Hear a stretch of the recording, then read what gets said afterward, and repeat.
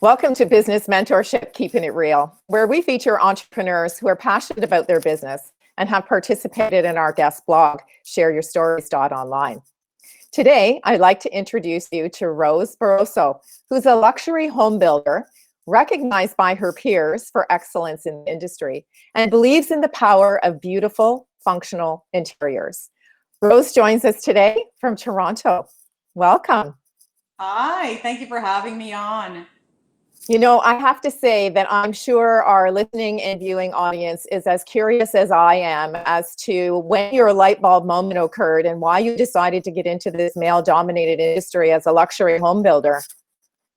Yeah, well, so it's a very long story, but trying to condense it is this. I was personally looking for a home, a family home, and we were living downtown Toronto, and of course, there's no backyards, there's nothing of that nature, and I was looking for something. I couldn't find anything. So one day I got home and I said to my husband, you know what, if I can't find something, why can't I build it? And I'll build it the way I want to build it. He thought it was quite funny. And he says, oh my God, don't you have enough on your plate? Well, yeah, but still, I want to do this. So I did find a lot, worked on with an architect on design, loved it, started falling in love with it. Of course, there were many, many hiccups on that first project. Number one, it was everybody just thought I was somebody's wife. Who's coming to the meeting next? Who are we waiting for? And you know what? It was fine for me. I didn't have a Velcro suit. I was letting everything slide off. Nobody knew me. I was okay with it. Not taking offense. But once I was finished, I was getting so many compliments that I said, wait a second, I never thought about this as a career for myself. I have double majors in languages, modern languages. Why am I doing this? But somebody's saying I got something going, then have to give it a shot. So that's what I did. I gave it a shot. We bought another lot, worked again on design. I had more input.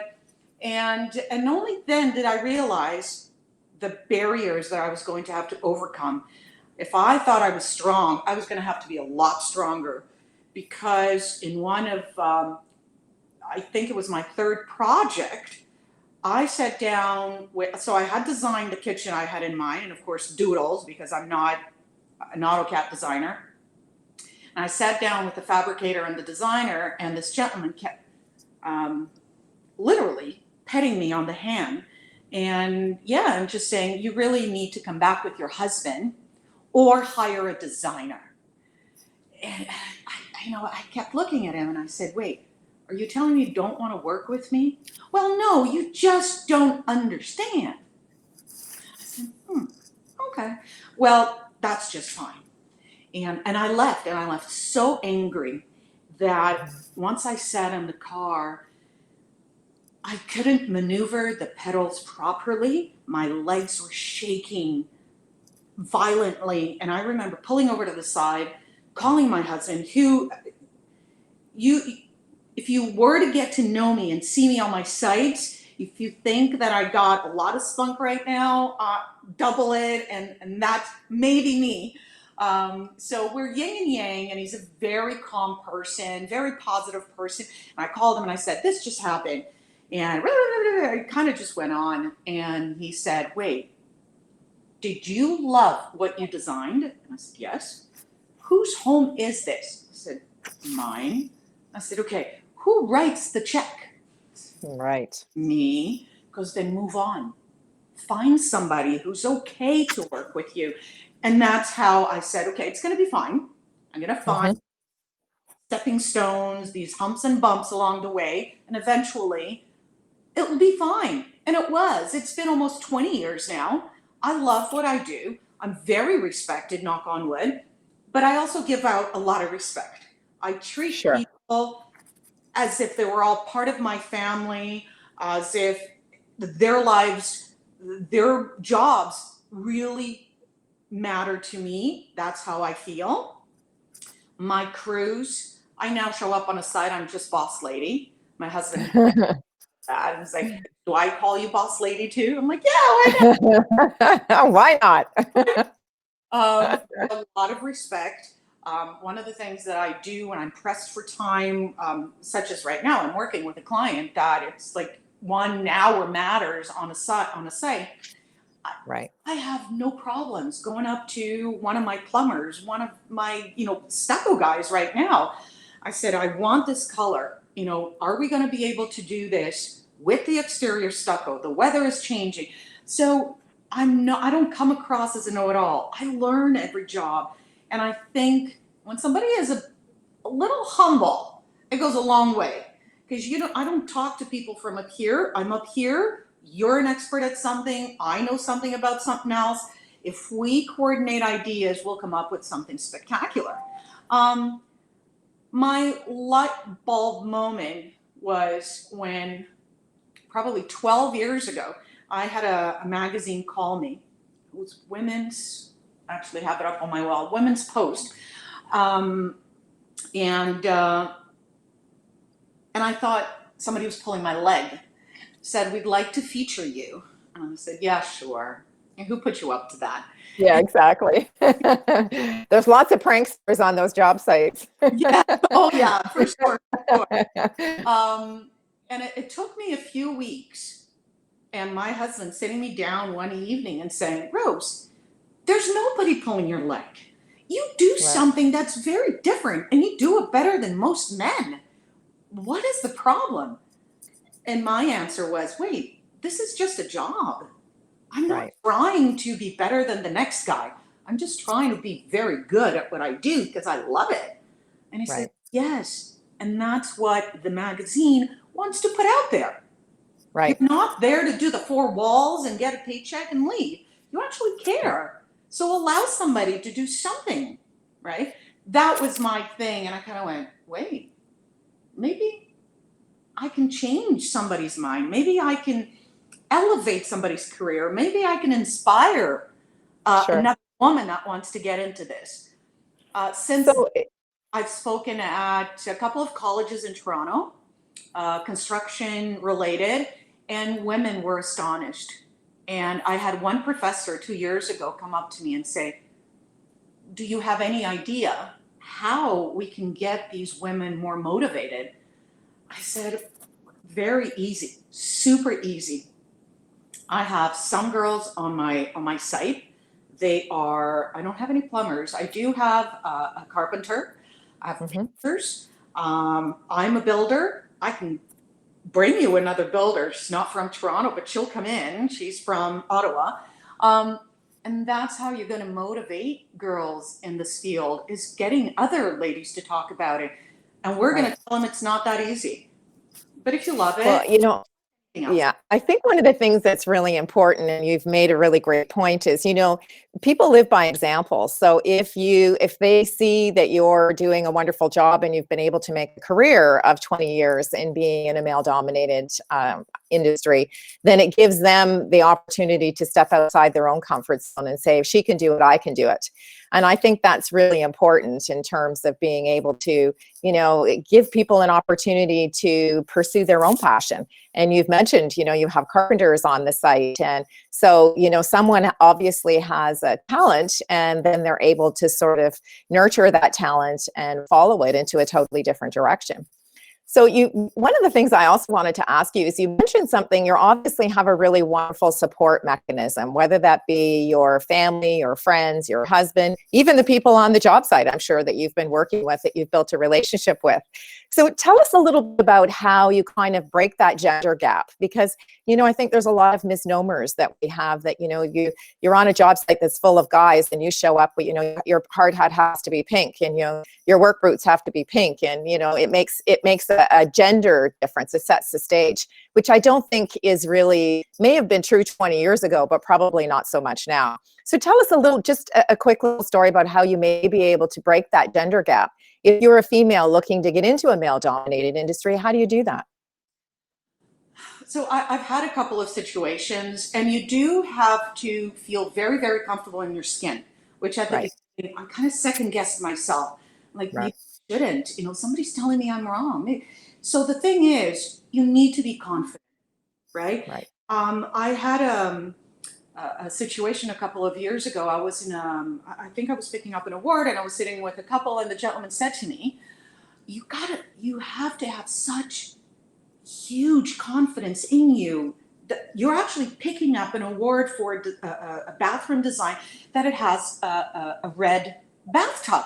How do you do this? Where do you find this strength? And I said, well, I can tell you I do today. When I Right. I just like, I gotta learn, I gotta learn. So I'm not going to think too much outside the box. But every time you do something new, you step a little bit out and a little bit out, you get the respect. It elevates you a little more. Right. And you know, you have to show yourself. You don't come in and say, hey, how's it going? And no, it's a different demeanor that you have to show. You know, you can sit in the car afterwards and go, oh my God, how did that go down? You know, but that's different. That's you. On Right. the job site, you need to show that confidence. Show it with respect, not arrogance. My support system from the beginning was my husband. He always said, I trust you. You can do it. My husband has never worked with me. I do a lot of blah, blah, blah, blah, blah at the end of the day until he almost falls asleep on me. That's okay. But yes, it was a guy telling me, Rose, just go and do it. What's the worst that can happen? Yeah, that's so true. Right? And as the years went by, and I got more and more respect, and once again, your confidence builds up. The experience is now there. You're now speaking from other terms, from another place, from a place of experience. And I do exude confidence when I come onto a site. When I have to meet with a supplier, when I have to meet with a fabricator, I don't go in and say, hey, I'm here, let's go. No, I've done my research. I've already selected colors in my head. I've already selected, so for example, if I go into my fixture supplier, I know already one piece that I want, and everything now is going to expand from there. So it's that, so every experience you get elevates you further, gives you that confidence. For me, it's also after I had my daughter and knowing that you know, gender equality has come a very long way. You know, we have women in wonderfully powerful places, and you know, thank God for them, because I know women think differently than men, and it's great that we can all combine. But when I had my daughter, her name is Mackenzie, which is already a powerful name. When you say Mackenzie, you expect like, wow. So she is that. My husband says she's a carbon copy of me, and I'm thrilled for that. But I've always told my daughter, if mommy could do it 20 years ago, you can do so much more. Don't take a no from anyone if it is something you're passionate about. If you're not, then listen a little and make your decisions. But I don't care if daddy tells you no, if your brother tells you no, if your boyfriend, your husband, it doesn't matter. You have to want to do it. Support system will come. Support system will come if you show that you can do your job. Right. You may just not grow at the same pace as another male counterpart, but you'll do it in your own right. And those things are important. Yeah. Exactly.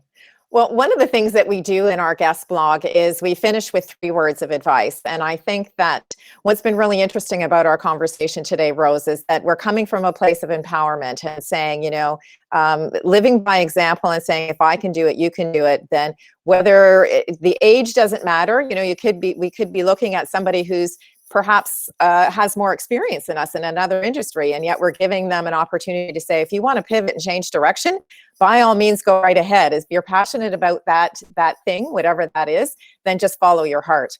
But the 3 words that you mentioned in our guest blog is passion, struggles, and victories. And I thought it would be a wonderful way for us to end our discussion today by you giving us an overview of those 3 words. Absolutely. So passion for me is ultimately what's going to drive you. You have to love what you do. Same thing when you pick a degree at school. You have to love it. Otherwise, Right. it's never going to come out right. Struggles. Whether you're a woman, but in our case, this is what this discussion is about. Struggles are there. They're there when you're young, middle age, old. It doesn't matter. Struggles are there. Fight through them. It's okay to feel sad and bad and defeated sometimes, but ultimately when you get to the end of the day, you say, listen, I'm going to take this as a punch in the stomach that I survived. Right. So it's going to be okay. Next time when I come across the same hurdle, I know how to deal with it slightly different. And again, Right. confidence comes in. I've been here before. I know what I'm Right. capable of taking. The victories. Oh my goodness. Oh, I cannot speak more highly of this one little word. There's a victory every day. It could be this small, it could be this big. But those victories are the catapult that brings you to the next day. That Right. that tells you, I know why I'm doing it after all. It's okay to struggle to get to that victory. So my struggle led me here. I'm happy. I got another bruise, but a bruise doesn't last forever. The victory Right. will stay with you for a very long time. Well, thank you very much, Rose, for sharing that insight. I'm sure that our viewing and listening audience will have a lot of little nuggets of inspiration from our discussion today. And So I also want to thank all of the folks who joined us today for another edition of Keeping It Real, where we introduce the person behind the logo. Thank you very much. thank you. Good luck to everyone.